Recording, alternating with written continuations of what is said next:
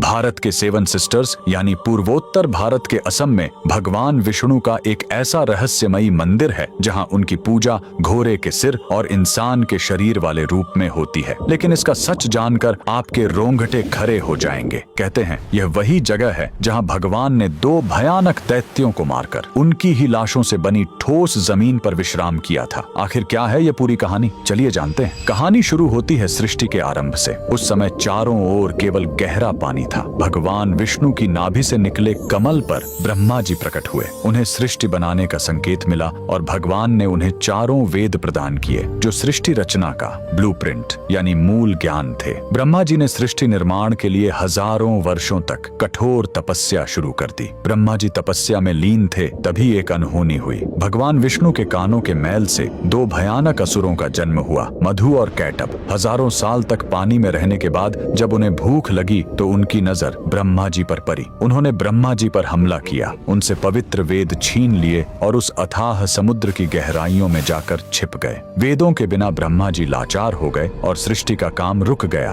ब्रह्मा जी घबराकर विष्णु जी की शरण में गए, लेकिन समस्या बहुत बड़ी थी। मधु और कैटभ ने तपस्या करके देवी महाशक्ति से इच्छा मृत्यु का वरदान पा लिया था, यानी वे अपनी मर्जी के बिना मर नहीं सकते थे। तब वेदों को वापस लाने के लिए विष्णु जी ने हयग्रीव अवतार लिया। उन्होंने घोड़े का सिर इसलिए चुना ताकि उसकी तीक्ष्ण बुद्धि और सूंघने की शक्ति से वे समुद्र के उस घने अंधेरे में भी वेदों को खोज सके। भगवान हयग्रीव पानी के भीतर गए और असुरों से हजारों साल तक युद्ध किया, लेकिन वरदान के कारण वे मर ही नहीं रहे थे। अंत में भगवान ने अपनी माया से उन्हें मोहित किया और पूछा कि तुम्हारी मृत्यु कैसे होगी। असुरों ने अहंकार में शर्त रखी, हमें वहां मारो जहां पानी न हो, एकदम सूखी जगह। पूरी दुनिया में तो पानी ही पानी था। तब भगवान ने अपना विराट रूप धारण किया, अपनी विशाल जांघों को पानी से ऊपर उठाया और कहा, मेरी जांघें सूखी हैं, और वहीं उन दोनों का वध कर दिया। मरने के बाद उन विशालकाय दैत्यों के शरीर से जो भारी मेद यानी चर्बी निकली वो जम गई और उसी से यह ठोस धरती बनी। इसीलिए पृथ्वी को मेदिनी कहते हैं। युद्ध के बाद थके हुए भगवान हयग्रीव ने इसी नई बनी जमीन पर असम के मणिकूट पर्वत पर विश्राम किया। उन्होंने वेद ब्रह्मा जी को लौटाए और ज्ञान की पुनः स्थापना की। इसीलिए हयग्रीव भगवान को आज भी बुद्धि और तर्क का देवता माना जाता है। कमेंट में जय श्री हरि जरूर लिखें।